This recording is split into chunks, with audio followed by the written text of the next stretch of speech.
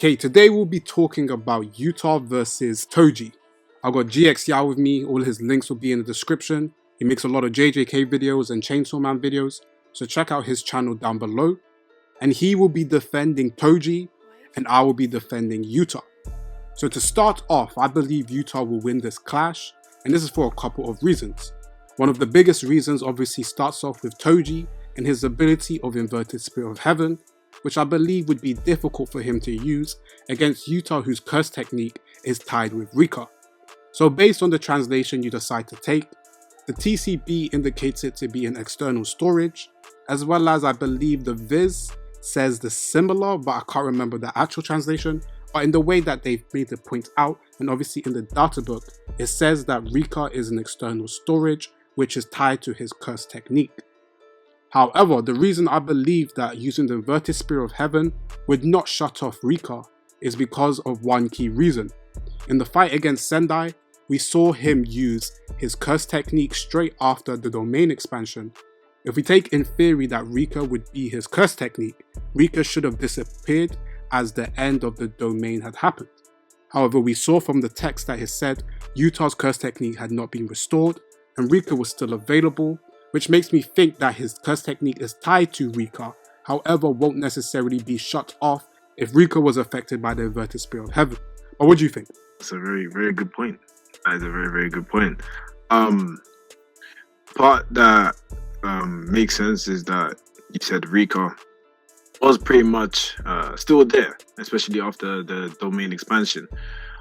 When I proposed the Inverted Spirit of Heaven, I would say that it would only be based off the fact that the curse techniques would be gone. So I think in that, like, to rebuttal that, it would be a thing where Rika definitely would be affected or immobile due to the fact that she does carry the curse techniques that allow Yuta to do what he does.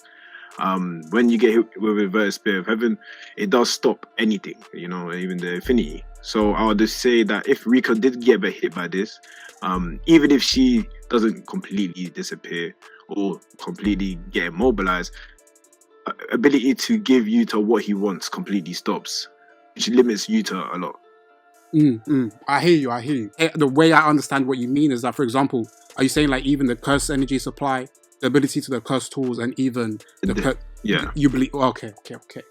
Now this is where even if let's say his curse technique is shut off, or the infinite supply of curse energy, I still believe this puts Toji at a disadvantage because of the first him being in a 2v1 situation.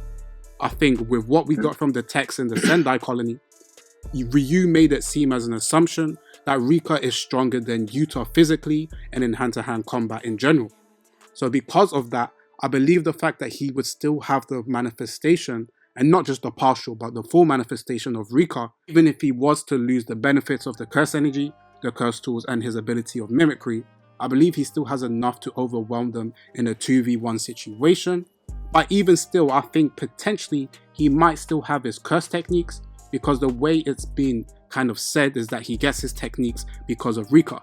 I do believe he would probably get prevented from getting the curse energy supply and the curse tools because Rika holds them independently. However, the way I've understood his ability of mimicry and Rika is that he can only access his curse technique. It's kind of independent to Rika. You're saying even if Rika does get hit with an Inverted Spirit of Heaven, she would still be able to give what he wants? So in terms of maybe the curse energy supply and then the curse tools will be gone, but I believe he will still have the mimicry ability, because I think the ability itself is Yuta's curse technique, but it's just he able to access it once Rika's fully manifested. Okay, so you're saying Yuta would have to get hit in that case? Yes, that's the way I've understood it, yes. Just because Rika allows him to pretty much get access to those things, because the same thing as the curse energy storage goes to Yuta, so you have to, hit Yuta before she can pass that on to him, and I think when you are talking about the Inverted Spirit of Heaven to be able to stop, I think anything that Rika stands for, what she is able to supply, would stop automatically, because I feel like they're a pair. Because at the end of the day, they said that it was the real Rika that he left for her, right? Or for him. And because of that, I see it as like together as a bond. That's why he has it in the ring. And if that is stopped completely, then everything or supplied would also be stopped. That's kind of how I see it. No, I hear you. No, okay, that's a fair thing. But do you think then Rika would disappear? Or what do you think about the part where I talked about even if, let's say, everything was shut off, it would still be in a 2v1 situation, which I don't think still bodes well for Toji as well. But what do you think about that? Okay, so what I think, especially when it comes to Toji, and I don't know if you would agree, but I'd say Toji is probably, well, most likely faster than Yuta and Rika. Agreed. And because of that, I genuinely believe that when it comes to, and just similar to how Gojo is, even when Gojo had him at the grasp of his hand, he was able to escape. When Megami was basically point blank and trying to stab him, he basically escaped. I feel like there's no situation that Yuta can actually put him in that would keep him still, completely still, unless you mention the curse speech, which I'll get onto later. So pretty much when it comes to Toji Fushiguro, because they're not able to detect him at all, it depends what setting they're fighting in. They could be fighting, if it's like somewhere similar to Kyoto Goodwill event, it'll be difficult for you to actually win in that case, because you know what I'm saying, you can't detect anything of him. And this will be the first time Yuta Okotsu has fought anyone of that nature, because you're not able to detect anything. So when it comes to punches, when it comes to stabbing, which I think if Toji Fushiguro wants to be able to finish the whole thing as a whole, he would be able to use the Soul Liberation Blade to defeat Yuta in that case, and they will have to track him and be able to make sure he's not going to be able to pull it out, because they wouldn't even be able to expect it. So I think it depends on if Yuta or Rika is able to react to that as fast as possible without knowing it's even coming. They have only their eyes, but even then, is that enough when it comes to how fast Toji really is? That's what I kind of see. Nah, okay, I hear you. Alright, I'll first talk about the speed. So in my opinion, even though I do agree with you that Toji is faster, I don't believe the speed is that overwhelming that Yuta or Rika would not be able to react to him, especially as the Gojo that faced Toji was tired from using his infinity for 3 days, was wore down from fighting a couple of people during the fight, and I believe a fresh Gojo would have a far better idea, even pre-awakened, against Toji than in the first outcome that they had in their fight. And then we even get to things such as Megami. Megami, even though he is significantly weaker than Toji, could still perception manage to dodge the attack and prevent himself from getting blitzed from a person who was far stronger than him. So in my opinion, with Yuta's all arsenal and ability of a sorcerer that he has managed to get to, I believe he would still be able to react to Toji, even though he might not be able to locate him. And then you said something interesting, which obviously is the Soul Splitter Sword. So this comes to another potential what if scenario, because I believe that even if he gets hit by the Soul Splitter Sword, he should be able to use reverse curse technique to heal. So the reason I say this is because of the properties of the soul. So the way I've understood, and for example, let's go to something as Adu Transfiguration. The reason why Adu Transfiguration can't be healed with reverse curse technique is because it changes the shape of your soul, and it's not that it destroys a certain part. So the reason why people such as Shoko specified that the transfigured humans couldn't be saved was because of the way it changes their soul. So in my opinion, and in theory if we use the same thing, because nothing has been talked about swords that attack the soul rather than changing the shape, Yuta with reverse curse technique should still be able to heal the damage that is done, meaning he has a lot more opportunities to deal with somebody such as Toji, because even if we go to the Sendai colony fight, he used reverse curse technique at least 4, 5, 6 times before he then started to bottom out and then pull out Rika. So in my opinion, even though his base form would be weaker, if he's in a situation where he has Rika as well, he has too much, in my opinion, to go against Toji and would be able to fight back against his dangerous crystals. So with that, I believe Maki and Toji are equal. I feel like there's a lot of things that says Maki and Toji are equal. I do believe that, yes, Gojo been able to stop him knowing that he's coming in a different way, because even Toji knows you have to be smart about it, but Toji's an assassin at the end of the day, which is why he does things the way he does. Like, he would rather make it easy than difficult, which is why he attacked after 3 days, etc, etc. Number two, I feel like because Maki and Toji are just as fast as each other.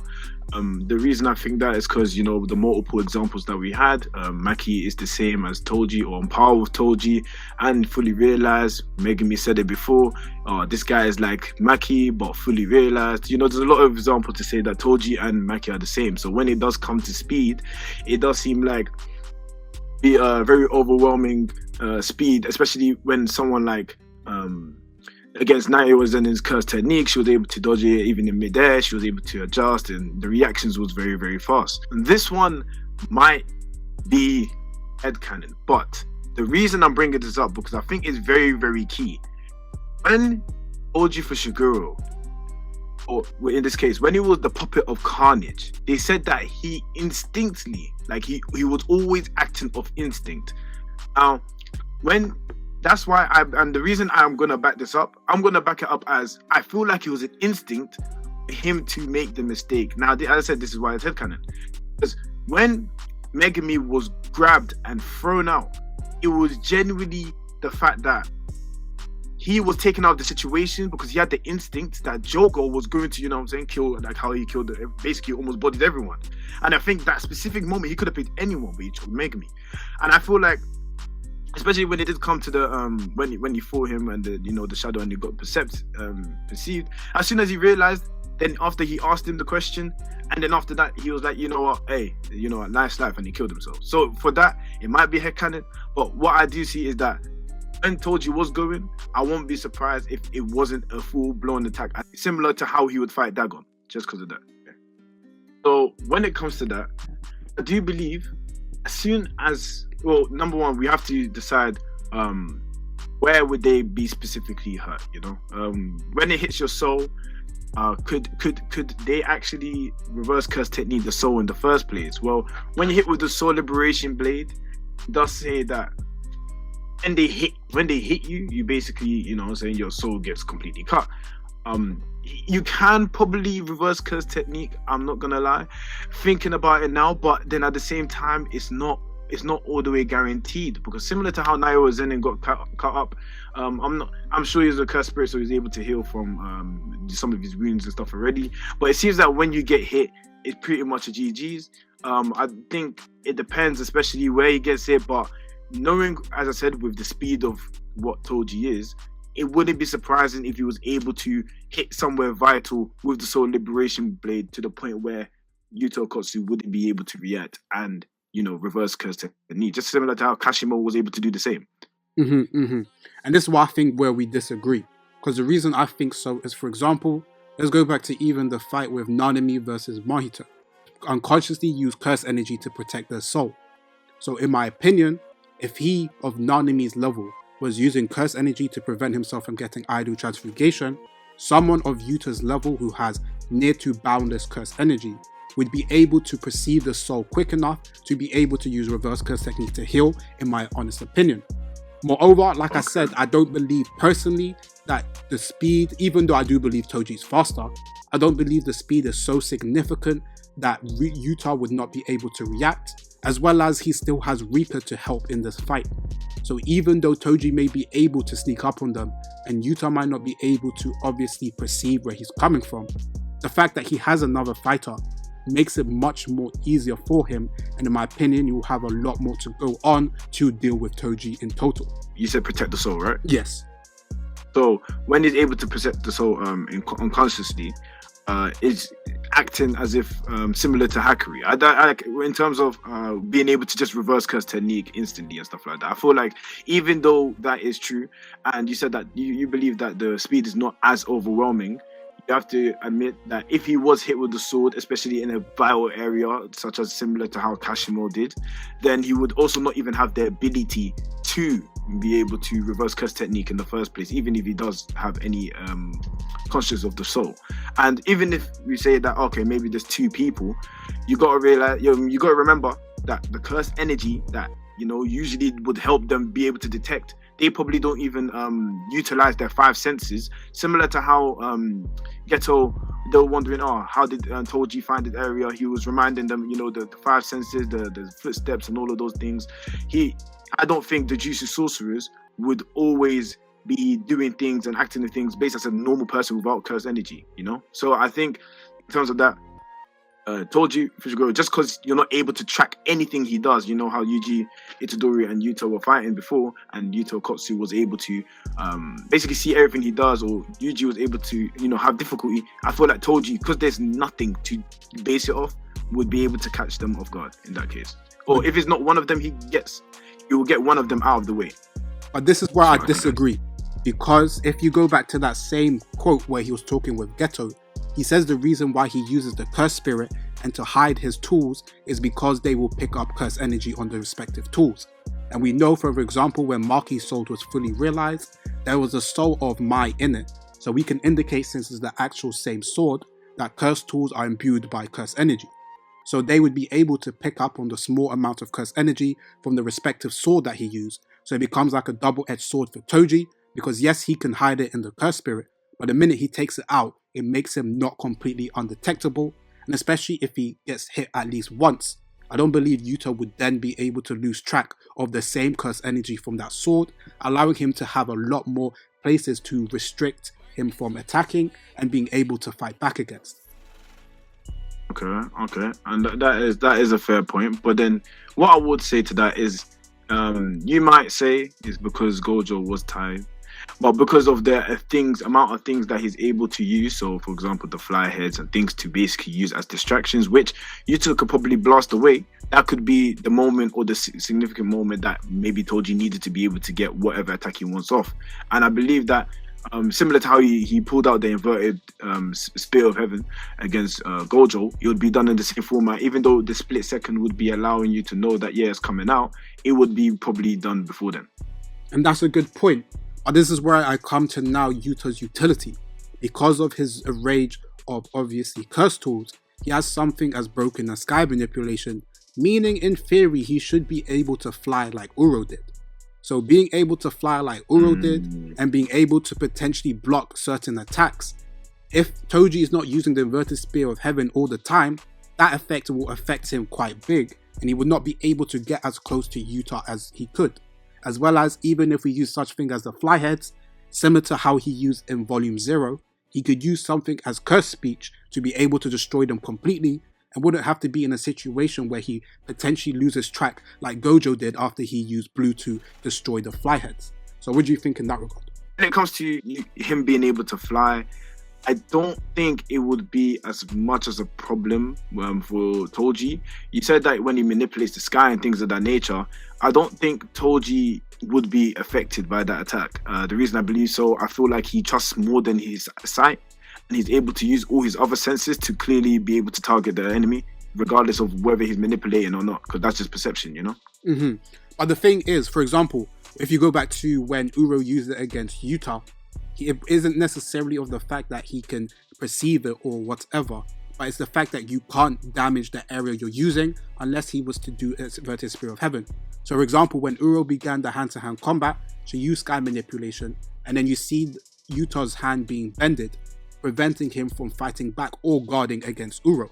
So if this in a situation where he has Rika as well, where he can prevent Toji from even punching him, especially if he's juggling between his respective curse tools, whether that is inverted Spear of Heaven or the split soul katana, unless he's using inverted Spear of Heaven, which would stop on contact like he did against Gojo when he would use red or blue, he wouldn't be able to damage Yuta because he can use sky manipulation to prevent that barrier between them. But what do you think? Do I think he could excessively use the sky manipulation? I don't think so. I think it would be I think it would have a workaround, especially as you said how Yuta was able to get hit. I think there would be times where he would, if he does undergo that one time, let's say he does, I don't believe the same technique would work twice, especially on someone like Toji. I think his ability to escape situations that shouldn't be escaped, like for example, I forgot the exact, was it blue that it was against Gojo? Yeah, he used blue the first time. When he used that ability, it let me know that Toji, even in situations where it does seem like, okay, yeah, you shouldn't be getting out of it, he still finds a way to use his speed, which I think in this case we could agree that if he uses his speed, even though it's formed in a different manner, he'll be able to get away from a technique such as Euro's sky manipulation. That's fair. But the reason I go, and we'll go back to, for example, Gojo. So in my opinion, Yuta, especially full-powered Yuta, scales a lot higher than potentially pre-awakened Gojo and just post-awakened Gojo. So the one that had just been awakened from Toji. The reason I say this is his curse energy is near to boundless, and he already has more curse energy than even current Gojo. He has a domain expansion, but obviously that won't affect Toji. All his knowledge, as well as his array of curse tools, as well as potentially Rika funneling his thing. So I just think full power Yuta is a lot stronger than the pre-awakened Gojo, and I think he's still slightly stronger than post-awakened Gojo after Toji. So in my opinion, just from his base stats, and what we can go back to even that fight, Toji himself said he wasn't sure if he was stronger than pre-awakened Gojo, and is why he set those conditions to allow him to win. So in my opinion, I believe, especially with Rika in tandem, he will have enough to deal with him and be able to take out Toji, especially as if he was to use something like sky manipulation and then to kind of barrage his curse techniques back to back. So for example, how would Toji deal with something such as curse speech? One thing that maybe even as much as this is a back and forth, maybe you can enlighten me. When he done it against Ghetto should have been packed up. You know, I feel like Ghetto should have been packed up. He should have been gone. He should have basically been GG'd because he's told him to die, right? Mm-hmm. But he was able to escape or to be able to survive it. Now, no scientist, but I think if it's due to physical capabilities, where his head was flipping squashed in, he was able to still survive. Was it because of reverse curse technique? And then if that is the case, we know that Maki can also heal as well as Toji. But I want to know what you think about that first. So by the attack, like he wasn't able to cover it, and it was out of nowhere because he didn't expect it. Mm-hmm, so it was definitely wasn't the curse energy to save him. So I'm a bit confused. How would he have survived that, and why Toji wouldn't be able to survive that? But if Toji doesn't have curse energy, would he not be more affected by the difference in curse speech because his is more physical, or what do you think? Which is what I thought as well. Like I thought, because of the curse energy, but the whole premise of the move, being able, when you see it coming, it's not scary because you got curse energy to cover it and stuff like that, right? Mm-hmm. But when Ghetto did get hit by the move, he was told to die. His head squashed, so that means it worked. It's not like he was able to do anything else. It clearly worked. So when it clearly worked, if it maybe curse energy protecting his body, whatever, I'll just amount that to the physical capabilities of Toji being able to sustain an attack like that because he's not inferior to Yuta. That's what I would say. I hear you. I think that one's a little questionable.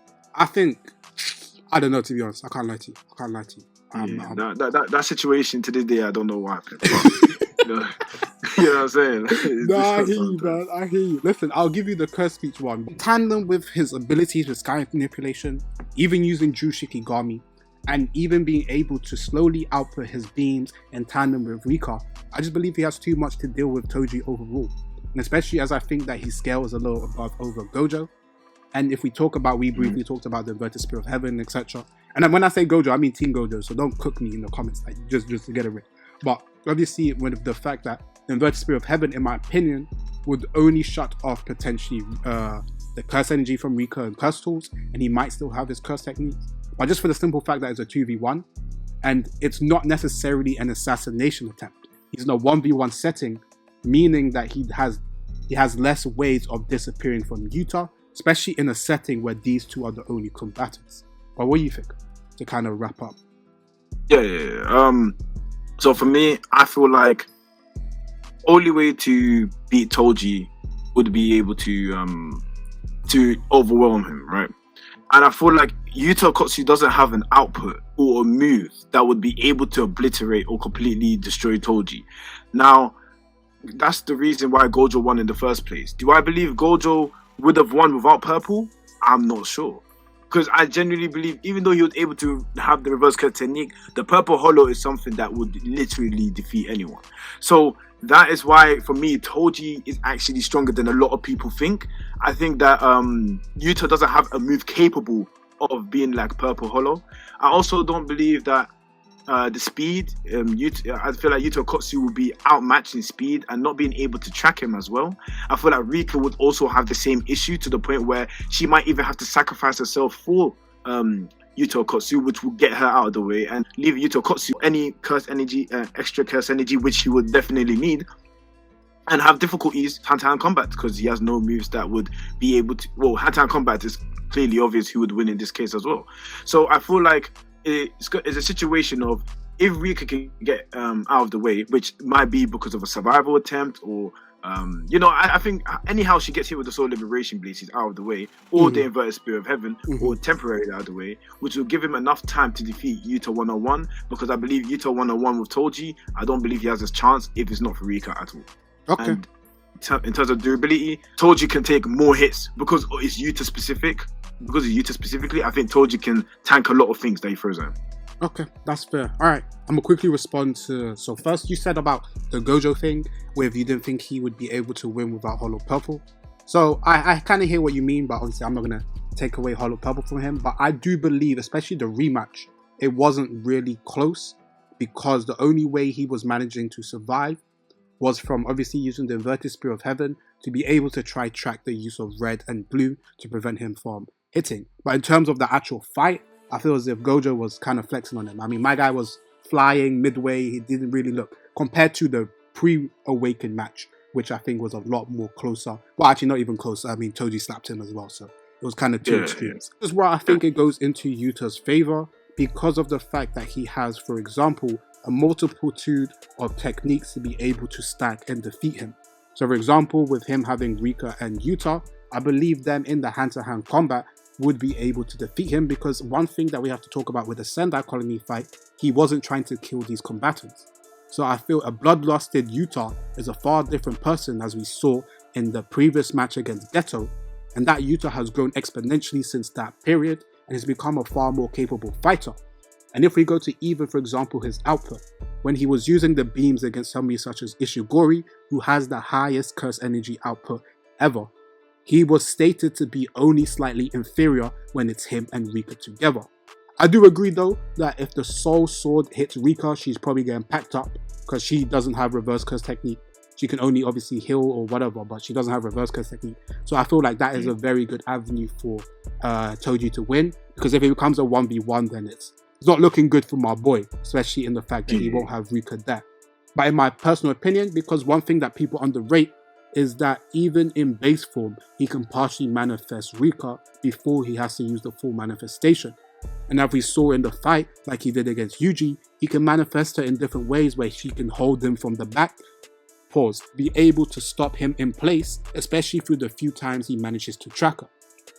In addition, aside from the use of the Inverted Spear of Heaven, the minute he pulls out the Soul Liberation Sword, the curse energy will allow Yuta and Rika to be able to track Toji, taking away his biggest strength of being undetectable. So that even small amount of curse energy will allow him to fight back, and I think it will be enough for him personally to put down Toji. I think we both said our points as to why we think each person would win. As energy actually appearing, Toji can choose to put it back. You know what I'm saying? So if he chooses to put it back into the weapon, then it will be sealed again. It can Gojo, he brought it back out. You know what I'm saying? So it can still be hidden, and then after that, he'll be able to use things how he would want to use it. Even when the Soul Liberation Blade came out the first time, he put it back straight away so that he could fight, Gojo. So yeah, it seems like he can still be able to hide it and conceal it and still fight at the same time. And yeah, so obviously this will be then wrapped up to the audience. What do you guys think? Who do you think will win with Yuta and Toji? I'll now get to the part where we talk about our overall conclusion. And I believe if they were to fight 100 times, Yuta wins 60 to 40 times. But what do you think in terms of Toji and Yuta fighting 100 times? I think if they fought 100 times, because of how everything is, I would actually say 60 to 40 Toji. 60 to 40 Toji. So obviously we got the complete opposite. My main win con for Toji is he uses the Soul Liberation Sword to pack up Rika, and then it becomes a 1v1, which I think will be far difficult. But for the most part, I don't think he will get to that situation, and that's why I edge Yuta. But thank you for coming on, my guy. Obviously, his links are in the description all down below. He makes a lot of great content, so go check that out. And thank you guys for watching. Make sure to subscribe and like on both channels. And yeah, still, that's it.